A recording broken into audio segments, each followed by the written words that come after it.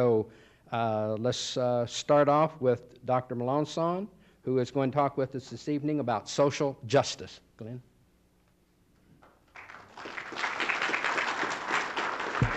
Thank you, Tony. I'm glad you're all here tonight because I think this is an important topic for us to address and hit right out of the park, because the very foundation of why we are Democrats rest on the concept of social justice. We, the people of the United States, in order to form a more perfect union, establish justice, ensure domestic tranquility, provide for the common defense, promote the general welfare, and secure the blessings of liberty for ourselves and our posterity. Establish this Constitution of the United States of America. We come together tonight to talk about politics and morality. To do so, we must reflect upon and discuss who we are as Americans, who we are as a society, to discuss what unites us and what sets us apart from the rest of the world. Our founding fathers wanted us to be a city on a hill, a beacon guiding the rest of humanity towards the blessings of liberty. Our founding fathers started the Constitution with the word "we" for a purpose. Our individual liberty rests upon how well we treat those around us. As Martin Luther King said, "Injustice anywhere is a threat to justice everywhere." If we write laws based on fear, anger, and hatred, then we create a community riddled with fear, anger, and hatred. Since the 1980s, Washington politicians have been urging voters to turn their backs on their neighbors. They have tempted our children. If you turn your back on your neighbor, you can have riches. If you turn your back on your neighbor, you can have power. If you turn your back on your neighbors, you can have glory. That ancient temptation asks us to reject the call to social justice. We have a moral obligation to create a more perfect union. We have a moral obligation to examine our laws and see if they live up to the promise made in the Constitution, to see if our laws are just. The Constitution is the standard by which we should judge our success and failure as a nation. Our Constitution makes a promise to each of us that we can meaningfully participate in government. In fact, we are the government. You wouldn't know it by the behavior of the current crop of politicians in Washington. They have failed us by holding secret meetings, talking in misleading sound bites, and taking huge bribes called contributions in exchange for legislation. We have a moral obligation to hold our elected officials accountable for their failure to serve us. Now's the time for a new direction. Our Constitution makes a promise to each of us that our government will promote the general welfare. Social justice requires each of us to reap the fruits of our labors. No person has an inherent right to the labor of another person without just compensation.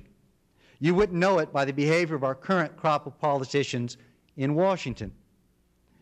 They have failed us by driving down wages, cutting health care access, and stealing pension funds. We have a moral obligation to hold our elected officials accountable for failing to serve us. Now is the time for a new direction. Our Constitution makes a promise to each of us that our government will provide for the common defense. It is wrong to start a war in a quest for wealth, power, or glory. We should only go to war if we can honestly say, "I'll sign up. I'll sacrifice my mother. I'll sacrifice my father. I'll sacrifice my son. I'll sacrifice my daughter." You wouldn't know it by the behavior of our current crop of Washington politicians. They have failed us by sticking their head in the sand, questioning the loyalty of anyone who disagrees with them, and neglecting the safety of frontline troops while maximizing corporate profits. We have a moral obligation to hold our elected officials accountable for failing to serve us. Now's the time for a new direction. Our Constitution makes the promise to each of us that our government will consider the liberty and prosperity of future generations.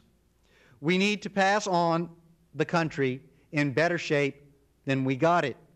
You wouldn't know it by the behavior of the current crop of Washington politicians. They have failed us by ignoring the constitutional system of checks and balances, running up an $8 trillion debt, rolling back environmental regulations.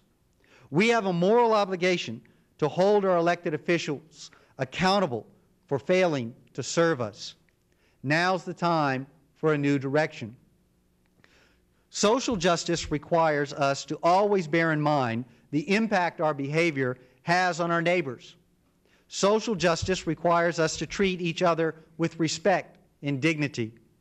Social justice requires us to live up to our constitutional promise to create a more perfect union. To revitalize social justice in America, we can begin by ending the advantage corporations have in the halls and offices of Washington. Congress must ban former congressmen and their families from becoming lobbyists. We can revitalize social justice in America by demanding a living wage for average Americans. Congress must stop all future congressional pay raises until wages and pensions increase for working families. We can revitalize social justice in America by treating health care as a necessity, not a luxury. Congress must ensure all Americans have access to affordable health care, and that begins by throwing out the Medicare Part D program and starting from scratch so that when you go to your doctor, you pick up a prescription, you go to a pharmacy, and you come home knowing you're being taken care of. Finally, social justice requires developing a post-9/11 energy policy. Just as John F. Kennedy called for putting a man on the moon in 10 years, Congress must create an Apollo-type project to develop energy technologies for the next generation.